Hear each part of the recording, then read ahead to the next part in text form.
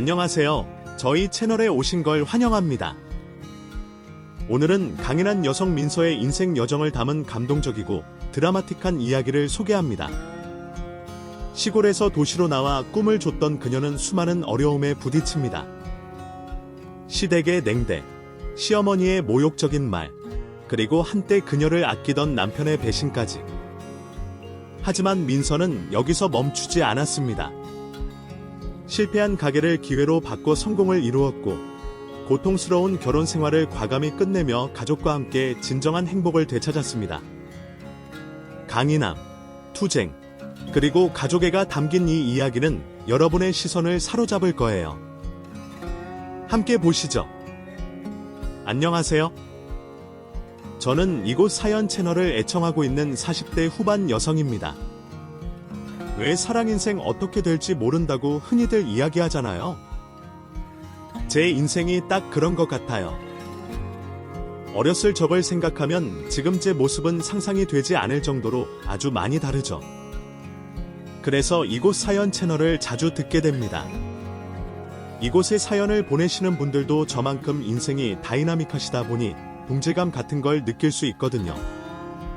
또 남편과 시어머니 되는 사람들 때문에 고생을 한 사연들도 제 인생의 일부분과 비슷해 눈이 갈 수밖에 없네요. 제가 고생한 모든 이야기를 이곳에 말할 수는 없겠지만 일부분이라도 여러분께 소개하고 지금은 제가 어떻게 살고 있는지 말씀드려 볼게요. 그럼 이제부터 제 이야기를 시작하겠습니다. 저는 농사를 지으시는 부모님 밑에서 나고 자랐습니다. 그렇다고 첩첩산중에서 지냈던 건 아니지만 뭐 어쩔 수 없이 도시에 대한 환상이 있었죠. 또 부모님을 보며 농사일이 얼마나 고된 일이고 그 고생한 대가를 제대로 받지 못한다는 걸 알았기 때문에 고향을 떠나 큰 돈을 벌고 싶었어요. 그래서 고등학교를 졸업하고 20살이 되자마자 집을 떠나 도시에 정착하게 됐죠. 처음엔 도시에 정착해 취업만 성공하면 큰 돈을 벌 수 있을 거라고 생각했습니다. 물론 당장 큰 돈을 벌기엔 제가 가진 능력이 형편없어 불가능하겠지만 몇 개월이고 몇 년이고 돈을 모으면 제가 상상하던 금액을 모을 수 있을 거라고 생각했죠. 그 돈을 벌면 뭐라도 하나 제 가게를 차려보려고 했어요. 그렇게 부푼 꿈을 안고 시작한 도시 생활은 제 생각과 정반대로 흘러갔죠. 우선 제가 할 수 있는 일로는 큰 돈을 벌 수가 없었습니다. 거기다 도시에 생활하는데 기본적으로 드는 비용이 너무 많아 돈 모으기도 쉬운 일이 아니었어요. 그렇다고 제가 저를 위해 쓰는 돈도 거의 없었는데 말이죠. 티끌 모아 태산이라고 하던데 제가 모은 돈을 보면 티끌 모아 티끌이었습니다. 그래도 그땐 나이가 어려서 그런지 곧 잘 될 거라는 믿음이 있었어요. 그 믿음을 가지고 열심히 돈을 모으다 보면 이 티끌이 언젠가 언덕만큼 올라오지 않을까, 그러다 또 어느 날 보면 태산이 되어 있지 않을까 생각하며 업종 가리지 않고 열심히 돈을 모으게 됐죠. 그렇게 돈 모으는 것만 생각하며 지내다 보니 어느새 몸에 맞지 않던 도시 생활도 익숙해져 있었습니다. 그때 한 남자를 알게 됐어요. 바로 제 남편 될 사람이었죠. 전 식당에서 일을 하고 있었고 남편은 그 식당을 자주 찾던 손님이었습니다. 공무원이었던 남편은 매일 출근 도장을 찍듯이 가게를 찾아와 같은 음식을 시켰어요. 그때까지만 해도 단골 손님 정도로 생각하고 있었는데 어느 날 이 남자가 제게 퇴근 시간을 묻는 겁니다. 그 질문에 이 남자가 제게 관심이 있다는 걸 알게 됐죠. 처음엔 손님과 직원이라는 관계 때문에 불편해서 남편과 거리를 뒀어요. 일하던 곳에서 괜히 이상한 소문이 나서 잘리기 싫었거든요. 그런데 남편은 제가 불안해하거나 말거나 직진밖에 몰랐습니다. 제 거절에도 불구하고 계속해서 구애를 해왔죠. 20대 초반의 나이, 한창 이성에게 관심이 많았을 때라 저도 어쩔 수 없이 저만 일편단심으로 바라보는 남자에게 끌릴 수밖에 없었고, 그래서 결국은 남편과 연애를 시작하게 됐습니다. 이후 남편은 밤하늘의 별도 따다줄 것처럼 제게 정말 잘해줬어요. 저에게 모든 것을 해주려는 남편을 보며 저도 해줄 수 있는 걸 전부 다 해주고 싶었지만 딱 한 가지 남편의 부탁은 들어줄 수가 없었습니다. 바로 결혼해달라는 부탁이었죠. 20대 중후반이었던 남편은 안정적인 직장이 있었으니 얼른 가정을 꾸리고 싶어 했습니다. 그와 달리 저는 20대 초반이기도 했고 하고 싶은 것도 많고 이루고 싶은 것도 있어서 결혼에 긍정적이지 않았죠. 그래서 남편과 데이트할 때마다 실랑이가 벌어졌습니다. 지금 당장 결혼해도 늦었다는 남편과 조금만 더 기다려 달라는 제 의견이 매번 충돌을 한 거죠. 그러다 결국에는 끈질긴 남편의 구애에 넘어가게 됐어요. 사실 다른 사람들이 보기에는 남편이 손해보는 결혼이었고 제가 쌍수를 들고 환영해야 할 일이었습니다. 시골 출신에 배운 것도 많지 않은 제가 IMF식이 해고 걱정 없이 따박따박 월급을 가져다 줄 공무원 남편을 얻게 됐으니까요. 저도 그렇게 생각하려고 했어요. 도시까지 올라와 제 손으로 이름과 하나 없어 많이 아쉽긴 했지만 능력 있는 남편과 결혼하게 된 걸 감지덕지라고 생각했죠. 그런데 그 결혼 전에 넘어야 하는 관문이 있었어요. 바로 시부모님의 결혼 허락이었죠. 제게 매달려 결혼하자고 했던 남편과 달리 시부모님은 냉랭한 태도를 보이셨습니다.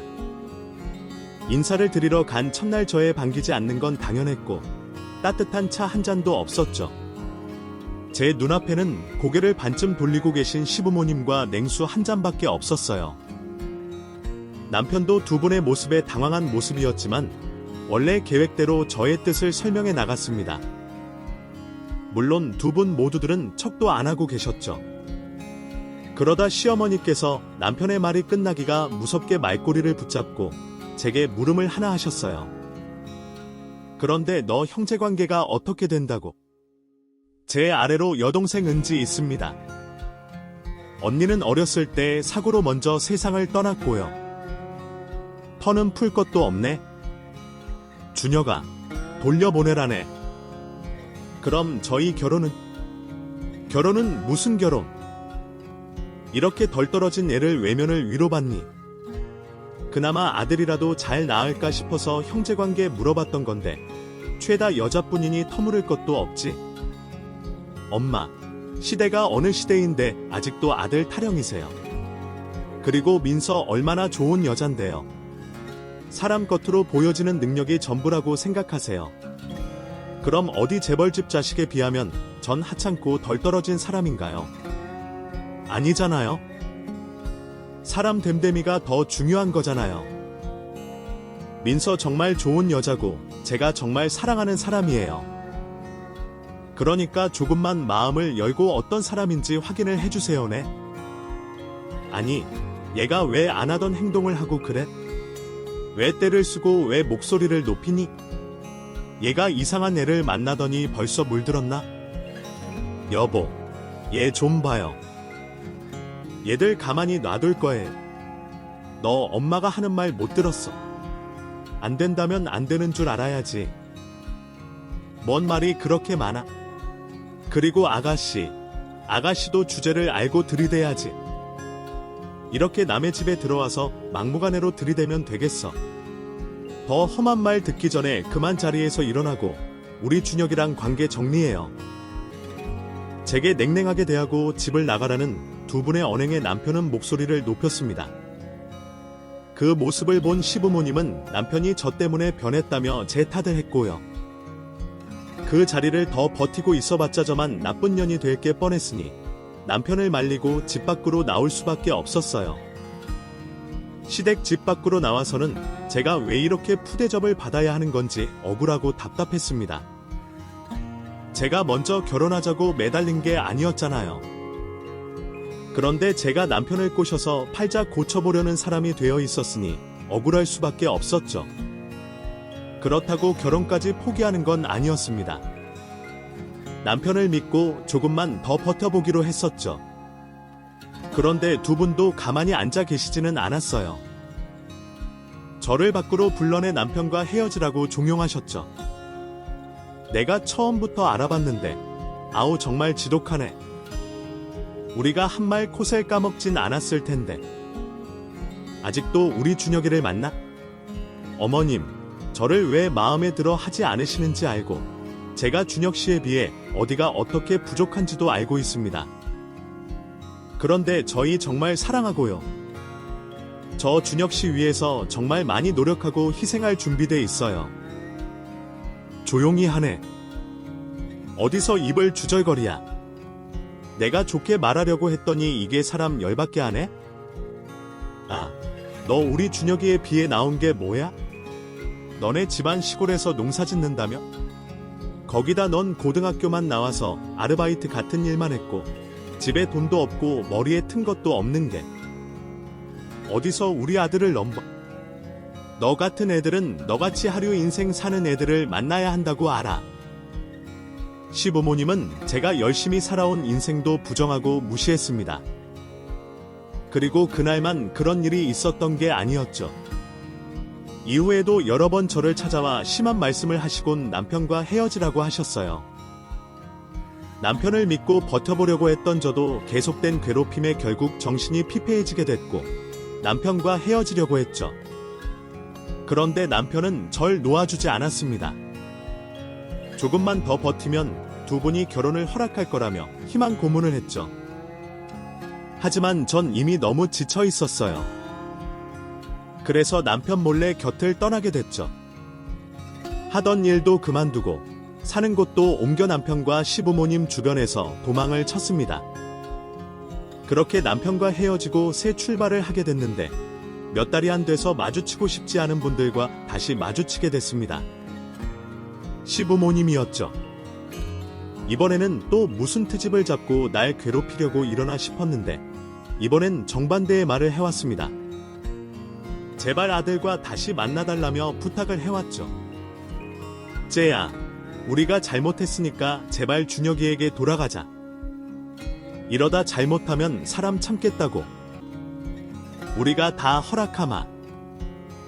결혼이든 뭐든 다 좋으니까 제발 돌아가서 우리 준혁이 좀 살렸다오. 응. 제가 없어진 남편은 폐인처럼 살았다고 합니다. 일은 나가고 있었지만 밥도 먹지 않았고 시부모님과 대화도 일절하지 않았다고 했죠. 거기다 방 안에서는 남편이 울고 있는 소리가 매일 들렸다 했어요. 그 모습에 결국 시부모님이 두 손 두 발 들고 절 찾아와 결혼을 허락했던 거죠. 그땐 결혼 허락이 중요하지 않았어요. 남편 몸이 상했다는 그 말에 걱정이 돼서 돌아가게 됐죠. 이후 남편과 저는 다시 만나게 됐고 시부모님이 약속했던 것과 같이 반대 없는 결혼식을 올리게 됐습니다. 하지만 결혼 후에도 시부모님은 저를 탐탁치 않게 생각했습니다. 그래서 남편이 안 보는 곳에선 예전처럼 절 괴롭혔죠. 어머님, 전 다 붙였는데 베란다로 가져다 놓을게요. 살다 살다 어머님이라는 말이 듣기 싫어질 줄은 몰랐네? 네. 왜 들었냐? 그런 말 나온 김에 나도 편히 말 좀 하자. 너 괜히 나한테 말 붙이려고 하지 말고 눈치 봐서 맞는 일 같으면 내 생각대로 해라. 난 너한테 어머님이라는 소리를 듣는 게 소름 돋고 싫으니? 너같이 모자라 내가 우리 아들 아내라는 게 소름 돋기 싫구나. 어머님, 그놈의 어머님 소리 하지 말래도. 그냥 제가 무슨 행동을 하든 두 분은 저를 싫어하셨어요. 그리고 무시를 했죠. 그래서 두 분 눈에 최대한 안 띄려고 했는데 그럼 또 며느리 노래도 안 한다며 구박을 받았습니다. 어머님, 저 왔어요. 근데 무슨 일로 부르셨어요? 그놈의 어머님 소리는 입에 붙었네 붙었어. 죄송합니다. 너는 며느리라는 애가 뭐라는 거냐? 네. 무슨 말씀이신지. 며느리라는 애가 어쩜 시부모에게 연락 한 통이 없어. 아, 그건 저번에 제가 전화드렸는데 그 제 목소리가 듣기 싫으시다고 앞으론 부르시기 전에 찾아오거나 연락하지 말라고 하셔서요. 지 편한 것만 골라서 우리 말 지키고 있네? 어쨌건 내가 오늘 다른 엄마들이랑 얘기하다 보니까 다른 집 며느리들이 자기 시부모에게 하는 것에 비해 내가 너한테 받은 게 너무 없는 것 같더라. 그래서 여기 여기 적혀 있는 거 그대로 좀 해와라. 어디서 사가지고 와서 내가 직접 했다고 공갈치지 말고 청성 들여서 내 손으로 다 해. 내가 중간에 어떻게 했는지 물어도 볼 거니까. 참게 쓰지 말고 여기 있는 거 전부 다 하면 되나요? 왜? 저거 적다고 좋아하지 마라. 그거 일주일 분이니까 다음 주에 그만큼 또 숙제 내주마. 왜? 그건 또 싫어. 아냐. 예단도 우리들 마음에 들지 못하게 가져왔으면 내가 노력이라도 해야지. 안 그래? 시모는 매주 같이 먹을 음식이나 주변 사람들에게 나눠줄 간식을 제게 매주 준비하라고 했습니다. 종류와 개수는 정확히 기억나지 않지만 일주일 내내 시모가 내주는 숙제를 붙잡고 있어야 하는 정도였죠. 양도 양이었는데 어떻게 해야 하는 음식과 간식인지 알려주지 않았어요. 때문에 시간이 곱절로 더 걸렸죠. 그렇게 시부모에게 무시와 괴롭힘을 당하던 저도 잠깐은 평화로운 행복을 누릴 수 있는 시간이 있었습니다.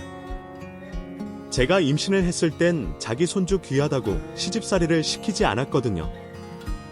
하지만 출산과 동시에 다시 고대 시집살이가 시작됐죠. 그런데 시집살이보다 더 힘든 일이 있었습니다. 남편 때문이었어요. 남편은 제가 둘째를 낳고 난 뒤 처음 보는 사람처럼 변해 있었죠. 당신은 도대체 엄마한테 뭘 잘못했길래 집에 갈 때마다 큰 소리가 들려. 이제 애 엄마라는 사람이 부끄럽지도 않아. 당신이 그렇게 말하면 어떡해. 내가 이유도 없이 혼나는 걸 누구보다 잘 알면서. 아버님, 어머님이 언제 내가 잘못했다고 뭐라 하셨어. 아직도 내가 싫으신 거지. 그러니까 왜 아직도 예쁨을 못 받냐고. 10년이면 강산이 변한다고 했어. 그럼 그 절반이면 무슨 변화가 있어야 할 거 아니야. 근데 맨날 집안 시끄럽게 그렇게 미움받는 것도 그것도 능력이다. 능력이야. 시댁에서 생기는 일로 짜증을 내는 건 저도 이해할 수 있었습니다. 어떤 사람이 가족 간에 불화가 있는 모습을 보고 좋아하겠어요? 그런데 남편은 다른 여자와 절 비교하기까지 했습니다. 그러니까 내가 선물 좀 신경 써서 하라고 그랬지. 고집 부렸다가 또 큰 소리 나게 하냐. 저것도 내가 꼬박 6개월간 모은 돈에 당신이 선물하라고 한도 합쳐서 산 거야. 우리 형편에 저것보다 얼마나 더 좋은 걸 해드려. 뭐, 그럼 내 탓이라고. 내가 쥐꼬리만큼 돈 줬다고 말하고 싶은 거야. 말을 왜 그렇게 들어? 난 우리가 할 수 있는 선에서 최선을 다했다고 말하는 거지. 그럼 우리 엄마, 아버지 문제라는 거네. 우리 가족 다 못된 사람으로 만들어라. 만들어. 근데 당신이 그런 말을 자격은 돼. 집에서 내가 준 돈 받고 놀고 있는 게 당신. 집에서 놀지만 말고 일 좀 해. 내 친구들 와이프들은 전부 다 자기 일하고 있다니까. 경식이 걔만 봐도 돈은 나보다 못 버는데 걔네 와이프가 잘 벌어서 떵떵거리면서 잘 살잖아. 몇 년 전까진 나한테 찍소리도 못하는 놈이었는데 누구는 와이프 잘 만나서 떵떵거리고 누군 와이프를 잘못 만나서 월급이 적다. 15번가 이상하다. 이런 말이나 듣고 시부모가 저를 괴롭히고 무시해도 버틸 수 있었던 건 남편 덕분이었는데 그런 남편마저 변심한 모습을 보였습니다. 믿었던 남편마저 변심하니 너무 힘들었고 이혼하고 싶었습니다만 이혼은 꿈속에서도 불가능한 일이었어요. 아이들에게 나쁜 영향이 있을까 봐서 말이죠. 그렇게 저는 누구에게도 제 괴로운 상황을 말하지 못하고 혼자 끙끙 앓으며 지내게 됐습니다. 아주 오랫동안 말이죠. 이후 시간이 흘러 큰아이가 초등학생이 되어 있었을 때였어요. 그 사이 시보는 세상을 떠났고 홀로 된 시모는 더 히스테릭하게 변해 있었죠. 그 상황만으로도 예전에 비해 제가 감당해야 하는 일이 많았는데 엎친 데 덮친 격으로 더 큰일이 생기게 됐습니다.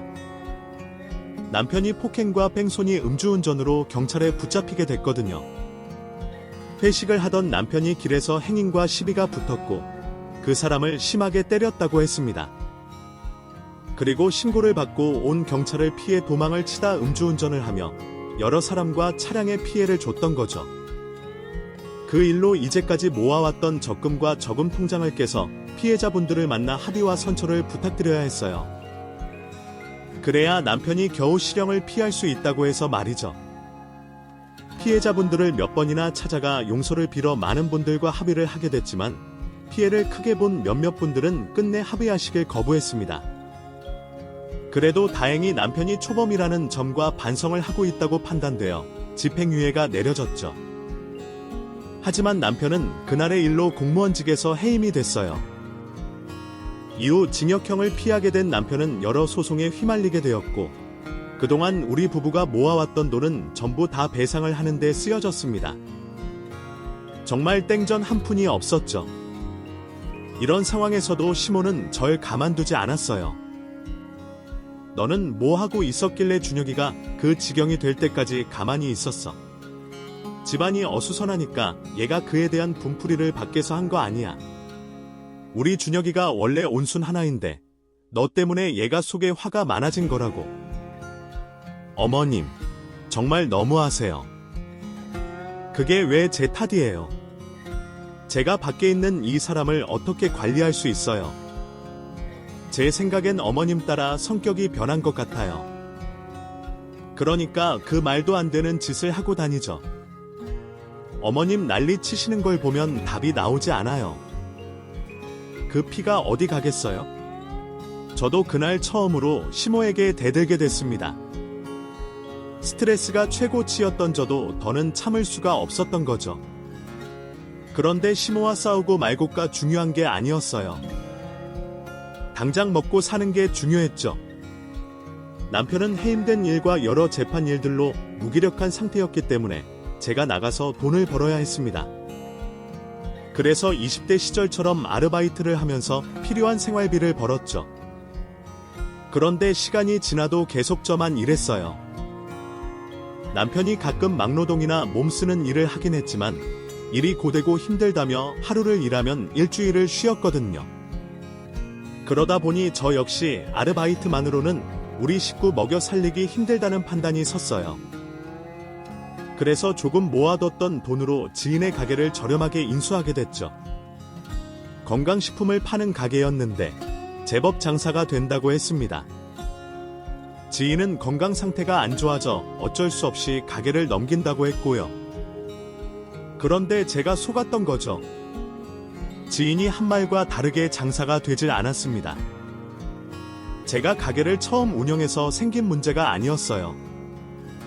주변 상인들에게 물어보니 원래도 파리만 날리던 가게라고 했죠. 그제야 제가 속았다는 걸 알았지만 이미 엎어진 물을 주워 담을 수는 없었습니다. 어떻게든 제 노력으로 판매해서 가게를 살려야 했죠. 그래서 물건을 가지고 밖으로 나가 홍보도 하고 집집마다 돌아다니며 판촉도 해봤습니다. 하지만 나이든 세대를 제외하곤 관심도 없었어요. 또 관심 있는 노인분들은 브랜드 제품을 선호했고요. 재고만 쌓여봤자 버리기만 됐으니 저도 먹고 저희 아이들도 먹였습니다. 그런데 그때 둘째가 거부감 없이 먹는 모습을 보면서 한 가지 아이디어가 떠올랐어요. 마시아 건강 음료 재료에 따라 호불호가 갈린다고 하지만 선뜻 손이 가기 힘든 패키지에 문제가 있다고 생각했습니다. 특히 젊은 세대들에게는 나이든 사람이나 먹는 건강식으로 보일 테니 아무리 몸에 좋다고 해도 손이 갈 리가 없었죠. 그렇다면 내용물은 그대로인 채 패키지만 어린애들과 젊은 사람들에게 맞춰 바꿔보자는 생각을 하게 된 거죠. 저는 곧바로 지업사와 비닐을 제작해주는 곳을 찾아갔어요. 그리고 최소 수량에 맞춰서 아주 조금만 찍어내고 그걸 다시 건강식품 제조 공장으로 가지고 가서 제품을 담아냈죠. 그렇게 완성된 제품을 원래 제가 하듯이 홍보하고 판촉했습니다. 그랬더니 반응이 전과는 달랐어요. 젊은 사람들이 반응을 보였고 특히 아이를 둔 엄마들에게 큰 관심을 받았죠. 그때 딱 감이 왔습니다. 이렇게 판매하면 가능성이 있다는 걸 말이죠. 그때부터 있는 돈, 없는 돈 끌어다가 패키지를 만들고 제품을 다시 제조해서 판매를 시작했습니다. 남아있던 원래 제품들은 서비스로 드리면서 말이죠. 그러다 보니 젊은 주부층에서 반응이 좋았습니다. 애들 패키지에 맞는 제품 하나를 사면 집안 어른께 드릴 제품이 하나 딸려왔으니까요. 주 고객층이 젊은 주부들이 되다 보니 입소문은 금방 났고 판매량은 점점 많아지기 시작했죠. 거기다 판매 활로가 오프라인만 있었던 게 아니었습니다. 인터넷에서도 반응이 오기 시작했죠. 덕분에 저는 패키지를 바꾸고 얼마 되지 않아 큰 돈을 벌 수 있었어요. 물론 번 돈은 전부 제품 개발과 투자로 이어지게 됐지만 그 투자로 인해 더 큰 돈을 벌 수 있게 됐죠. 바뀐 건 제 통장에 들어오는 돈만이 아니었습니다. 남편의 태도도 변해 있었죠. 제가 살아보겠다고 이리저리 발로 뛸 때는 무시를 하더니 어느새 제 옆에서 아양을 떨고 있었어요. 그런데 제 비위를 맞추는 것과 달리 남편은 여전히 하는 일이 없었습니다. 제가 사업장으로 불러내 일을 시켰지만 제 눈치를 보다가 직원들에게 부탁하고 사라지기 일쑤였죠. 사라지고 가는 곳은 뻔했어요. 친구들과의 술자리와 낚시였죠. 그렇게 일은 일대로 하지 않고 맨날 놀러만 다니니 쓰고 다니는 돈이 적지가 않았습니다.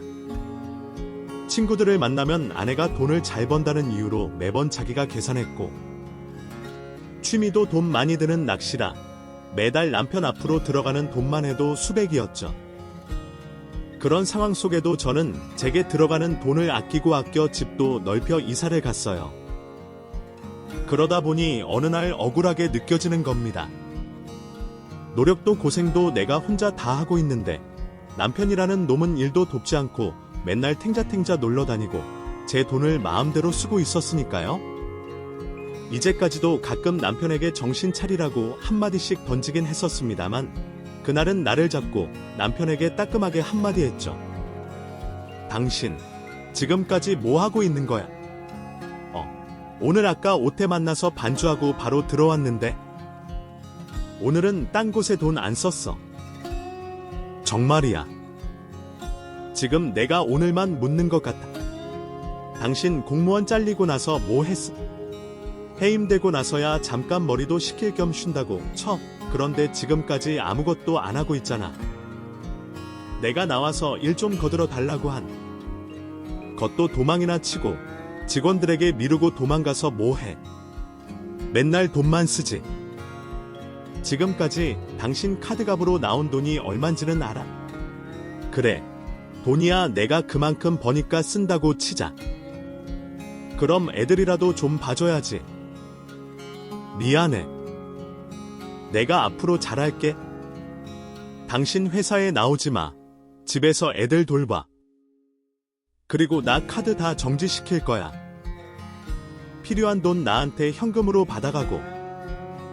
여보, 아이들은 학교도 가고 유치원도 가고 딱히 손이 갈 게 없잖아. 회사 갔다가 퇴근해서 봐도 되는데? 회사 출근해서 바로 나간 다음에 술 먹고 있으니까 내가 집에 있으라는 거지. 당신 이제 쓸데없는 곳에 돈 쓰기만 해봐. 내가 가만 안 둬. 남편은 과거처럼 제 앞에서 큰 소리를 질 수 없었습니다. 꼬리를 내리고 제 말을 듣고만 있었죠. 그런데 그때 불청객이 끼어들었어요. 시모였죠.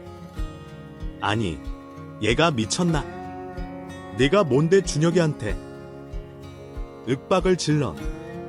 네가 가만 안 두면 어쩔 건데. 어쩔 건데. 어머님, 너 돈 좀 번다고 아주 남편을 쥐고 흔든다.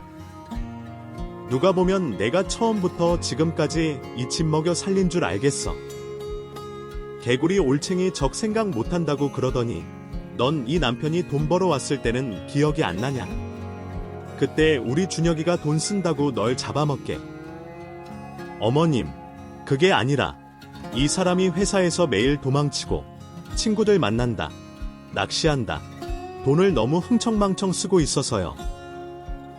그렇다고 애들을 봐주는 것도 아니고 10년 가까이 밖에서 돈 벌어왔으면 좀 쉴 수도 있고 놀 수도 있지. 그걸 가지고 남편을 흔들어. 하여튼 이래서 못 배워 처먹은 것들이 돈이든 권력이든 취하면 안 돼요. 지 부모한테도 사회에서도 보고 배운 게 없으니 돈 좀 생겼다고 사람 잡지. 엄마, 왜 왔어? 나 보러 왔어. 그럼 나가자. 안 그래도 나가려고 했는데 남편이 제 눈치를 보고 시모를 밖으로 데리고 나가 더 큰 소동은 없었습니다. 하지만 전 왜 내가 이런 무시를 당해야 하는 건가 생각하게 됐죠.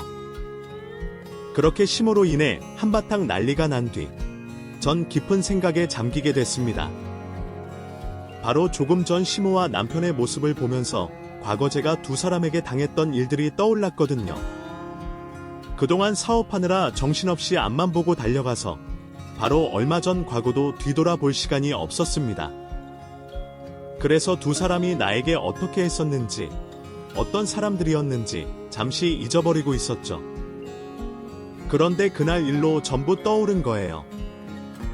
그리고 이제 집안의 가장이자 가족들에게 더 나은 환경을 제공해주는 저를 아직까지도 무시하고 천대하는 시모와 정신을 차릴 생각이 없는 남편을 보며 이 결혼을 유지하는 게 맞는지 생각하기 시작했죠. 과거의 저와는 비교도 할 수 없게 달라져 있던 상황으로 남편과 이혼한다고 제게 손해가 되거나 부담이 되는 건 하나도 없었습니다. 하지만 그때나 지금이나 이혼을 망설일 수밖에 없는 이유가 있었죠. 아이들 때문이었어요. 저보다는 아이들에게 더 중요했기 때문에 더 나은 환경이 무엇인가 생각하면서 남편과의 이혼을 고민하게 됐죠. 그러다 예상하지 못했던 갑작스러운 이별이 너무 이르게 찾아왔습니다. 저희 아버지께서 돌아가셨던 거죠. 평소 잔병치레 한 번 없으셨고 앓고 계신 질환도 없었던 분이라 갑작스러운 아버지 죽음은 저에게 너무 큰 충격이었습니다. 또 부모님 중 한 분을 생각지도 못하게 떠나보내게 되니 혼자 남게 계신 엄마는 괜찮을지 걱정이 되기 시작했죠. 홀로 시골에 계신 엄마에게 무슨 일이 생기면 어쩌나 싶어서 아버지 장례를 치르고 난 뒤에도 좀처럼 곁을 떠날 수가 없었습니다. 혹시나 엄마가 위급한 상황에 놓였을 때 도움을 줄 사람이 곁에 없어 큰일을 겪게 되시면 어쩌나 싶었으니까요. 그런 생각들이 제게는 너무 큰 불안으로 다가왔어요. 그래서 엄마를 시골에 혼자 둘 수가 없었죠. 저는 엄마를 데려와 모시기로 결심했어요. 물론 남편과 이혼을 고민하고 있었지만 우선 엄마를 먼저 모시고 오는 게 급하다고 생각했습니다. 남편과 이혼을 할지 말지에 대한 결정은 엄마를 모시고 온 다음에 해도 된다고 생각했죠. 제가 친정엄마를 모시고 오겠다고 하자 아이들은 외할머니를 워낙 좋아해서 제 이야기를 듣기도 전에 좋다고 난리였는데 남편은 확실히 불편하다는 얼굴을 하고 있었습니다. 애들은 외할머니 온다고 하니까 좋아하네?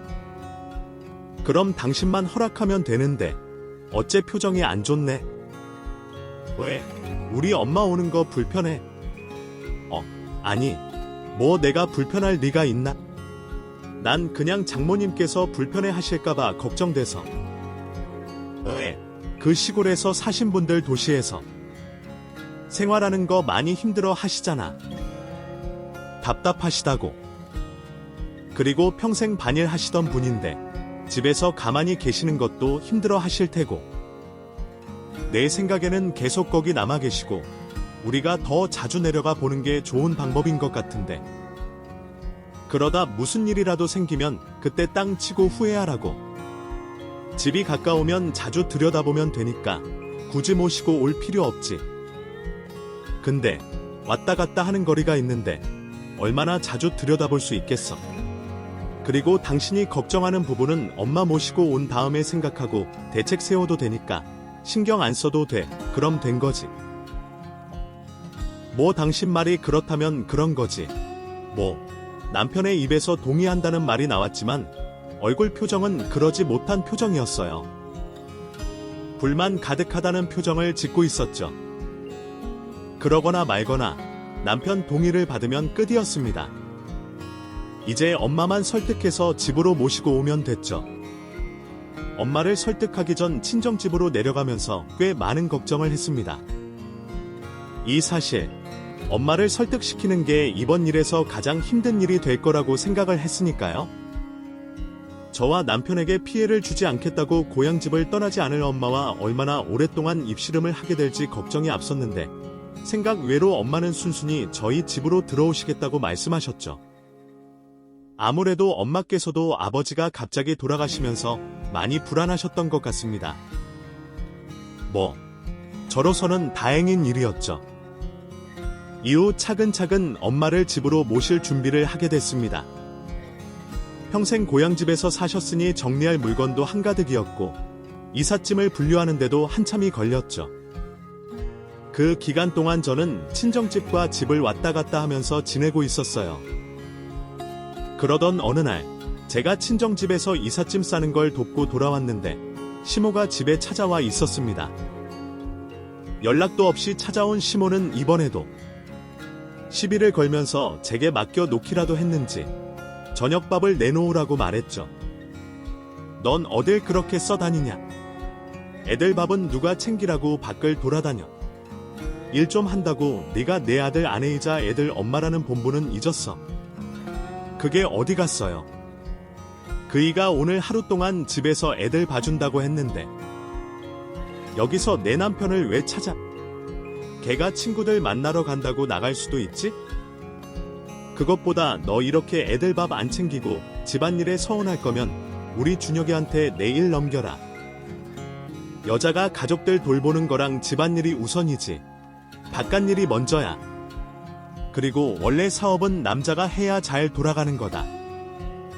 여자가 무슨 사업을 한다고? 민서, 애들 밥도 제때 못 챙기는 게 친정집에 내려간 저 대신 애들을 봐주겠다던 남편은 어딜 갔는지 애들이 아직 저녁밥을 못 먹었다고 했어요. 그걸 가지고 시모는 또 제 탓을 하고 있었죠.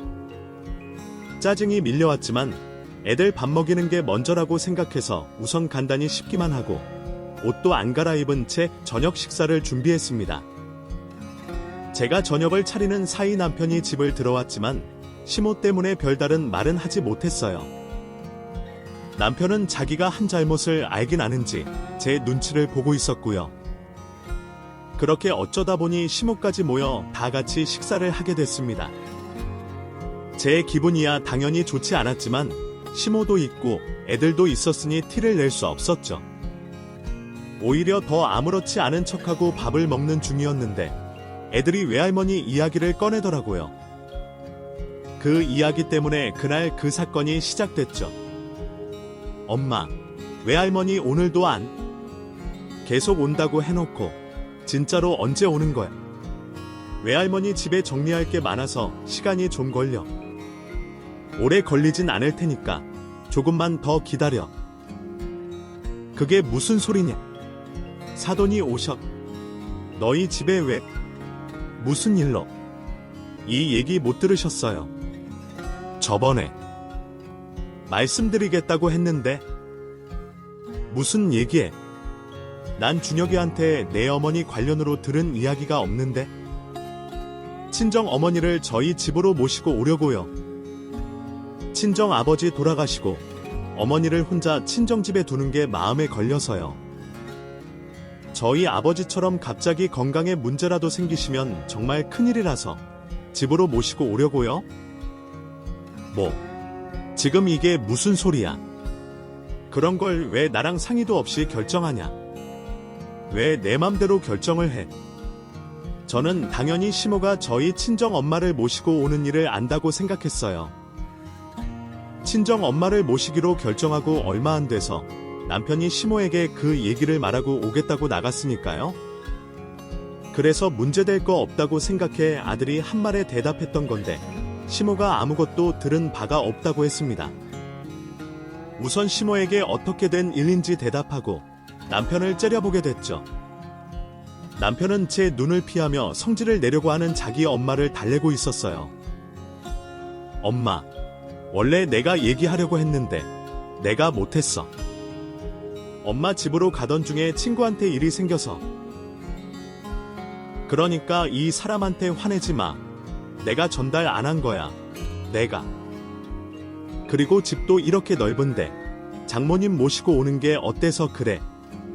장모님 오시면 오늘처럼 애들 밥 굶을 일도 없잖아. 그럼 이 사람이나 나나 일하고 움직이는데 더 편하고.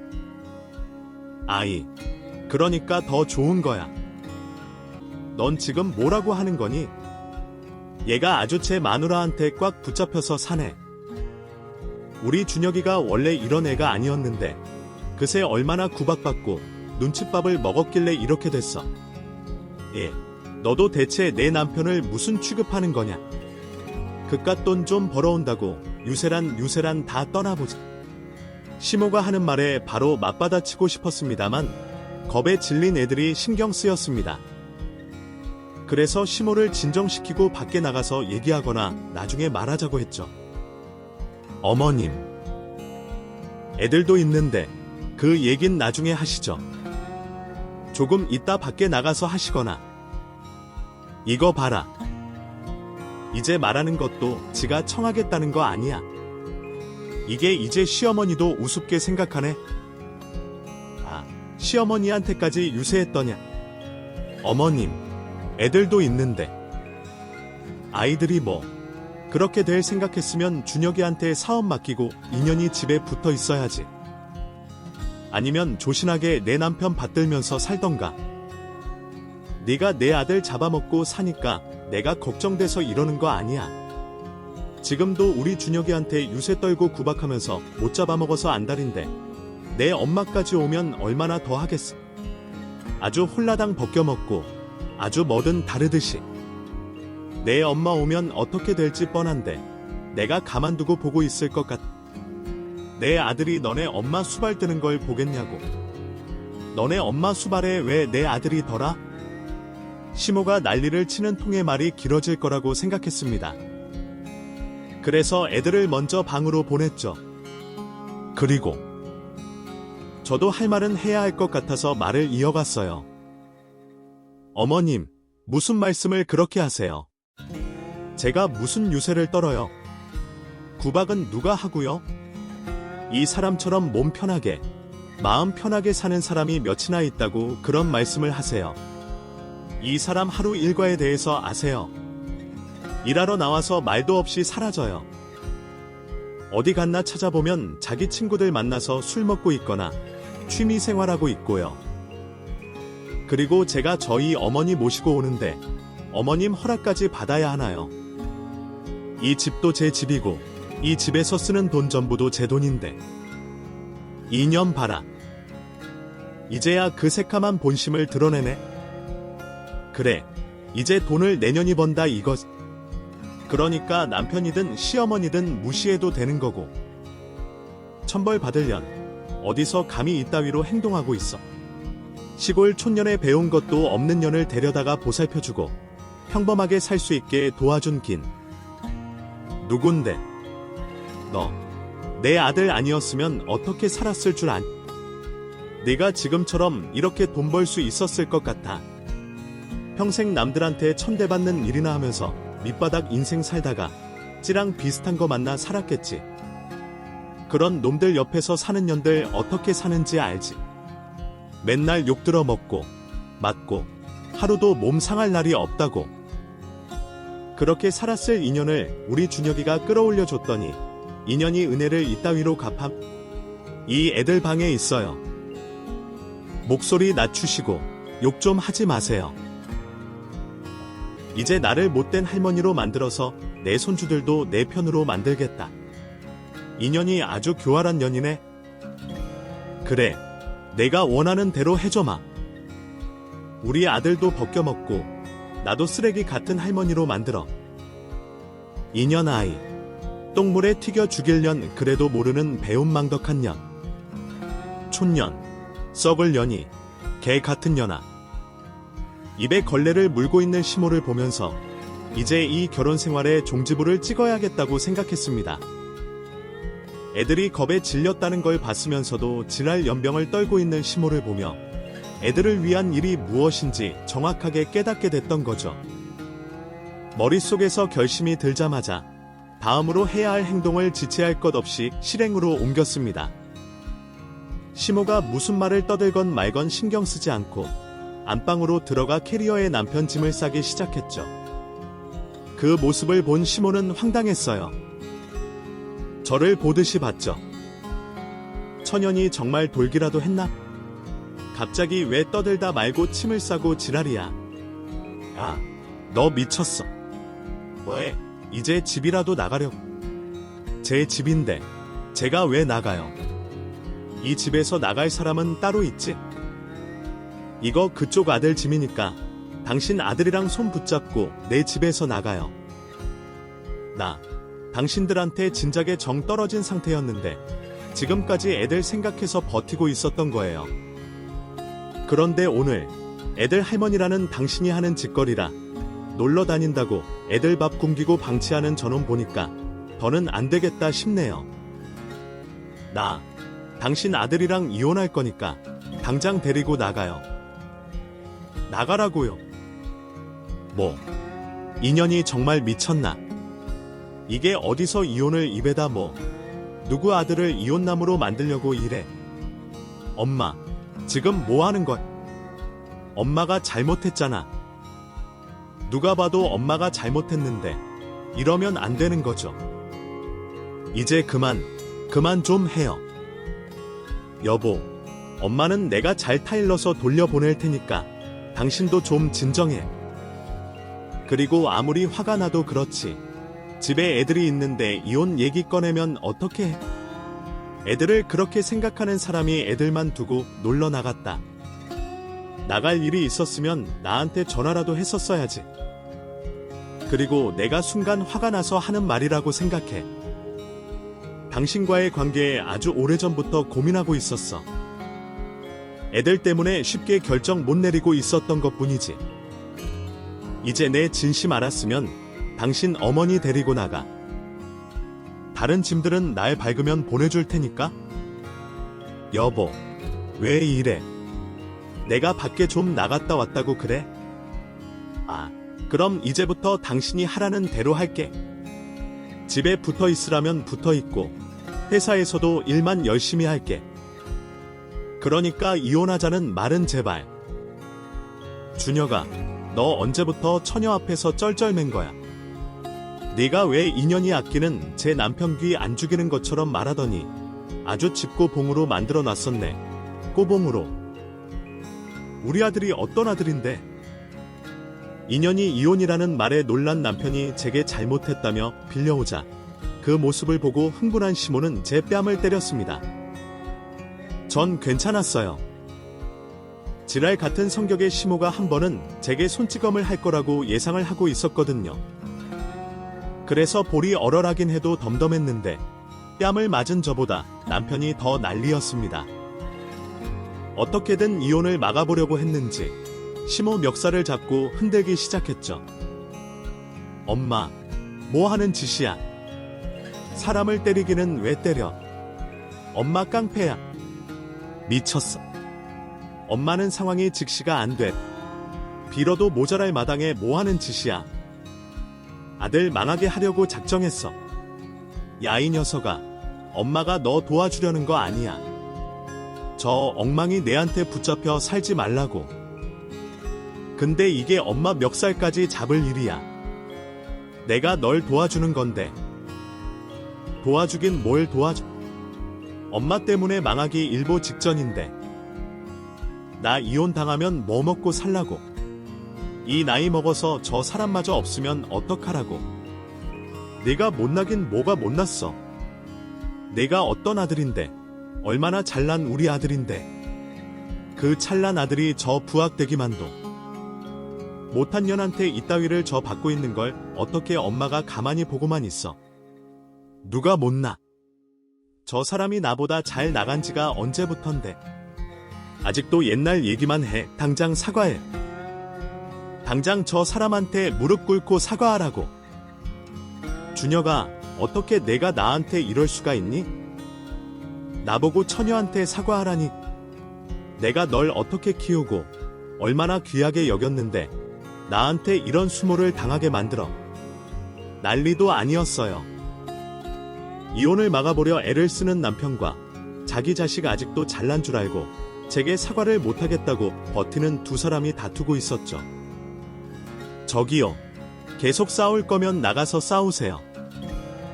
그리고 나 당신들한테 어떤 식으로 무슨 사과를 받든 간에 이혼할 거예요. 그러니까 더는 내 화도 두지 말고 나가요.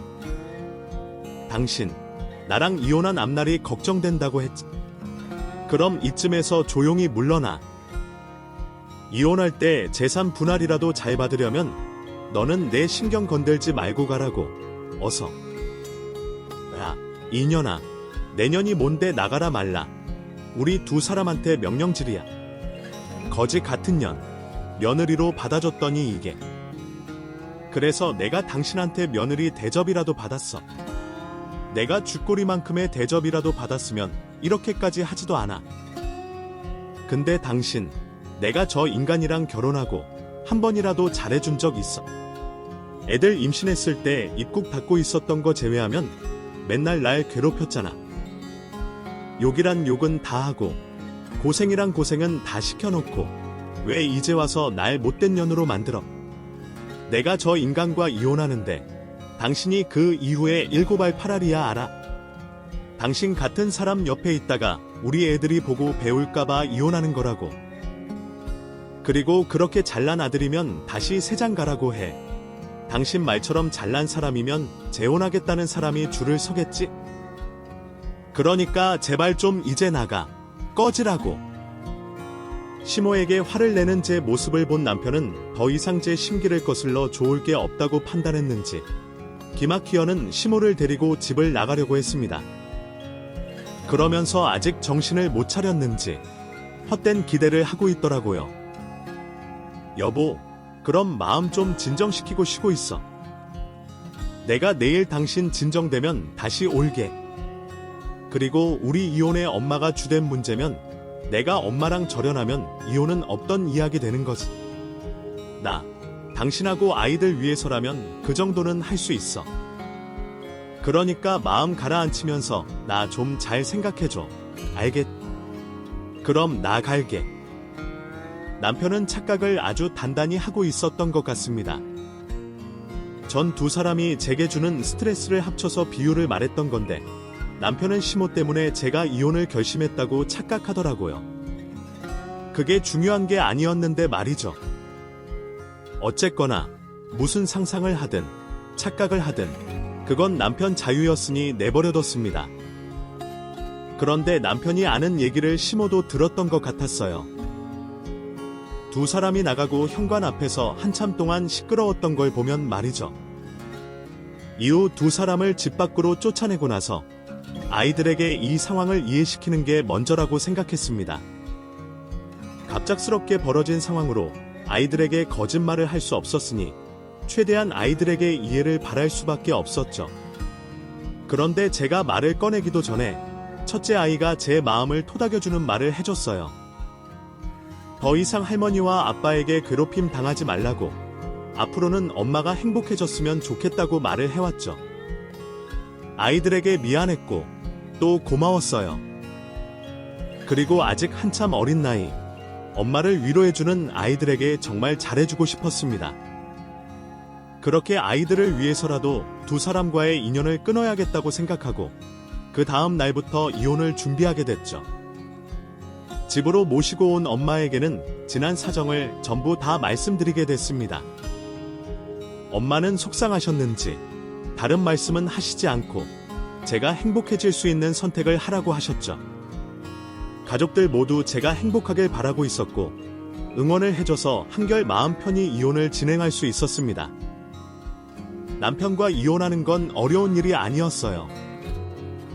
물론 남편은 이혼할 수 없다며 변호사까지 고용해 법정 다툼을 벌였지만 제게 소송에 필요한 증거들은 충분히 차고 넘쳤습니다. 그간 시모가 저에게 해왔던 무시와 막말이 담긴 문자들만 해도 충분했고 남편이 그동안 노는데 빠져 남편으로서 제 역할을 하지 못한 증거도 제게 있었으니까요. 덕분에 법정 다툼이라는 말이 무색하게 손쉬운 채 승소가 됐죠. 그렇게 남편과 이혼을 한 뒤 이전보다 더 열심히 살았습니다. 제 아이들에게 좋은 엄마가 되기 위해, 엄마에게 좋은 딸이 되기 위해서 말이죠. 아이들과 엄마에게 최고의 환경을 만들어 주기 위해 일도 열심히 했어요. 시간이 많이 흐른 지금은 두 아이 모두 다 육체적으로나 정서적으로나 건강한 사람이 되어 이제는 제가 두 아이에게 기댈 수 있을 만큼 멋진 아이들이 되어 있습니다. 친정 엄마도 생각보다 도시 생활에 적응을 잘하셔서 지금은 저보다 동네 아는 분들이 많으세요. 모임 때문에 매일 바쁘시기도 하고요. 우리 온 가족 모두 행복한 일상을 보내고 있는 중이죠. 이렇게 남편과 이혼을 한 이후 단 한 번도 후회한 적 없었고 매 순간 행복했습니다만 앞으로는 더 행복해질 거예요. 남편이나 시모에게 복수를 하겠다가 아니라 가족과 함께 계속해서 행복하고 싶거든요. 또 제가 죽을 때까지 엄마 노릇, 딸 노릇 최선을 다하면서 살려고요. 우리 가족들이 없었다면 이런 행복도 누리지 못했을 테니까요. 제 이야기는 여기까지고요. 저는 인사를 드리고 글을 마치겠습니다. 다들 행복하시길 바라겠고 다가오는 추석 가족과 행복한 시간 보내시길 바라겠습니다. 감사합니다. 민서의 감동적인 이야기를 끝까지 함께 해주셔서 감사합니다. 이 이야기가 여러분께 강인함과 가족에 대한 영감과 생각할 거리를 주었기를 바랍니다. 이 이야기가 의미 있었다면 좋아요를 눌러주시고 친구들과 영상을 공유해주세요. 그리고 더 많은 멋진 이야기를 놓치지 않으려면 채널 구독 버튼도 잊지 말고 눌러주세요. 항상 행복하시길 바라며 다음 영상에서 다시 만나요.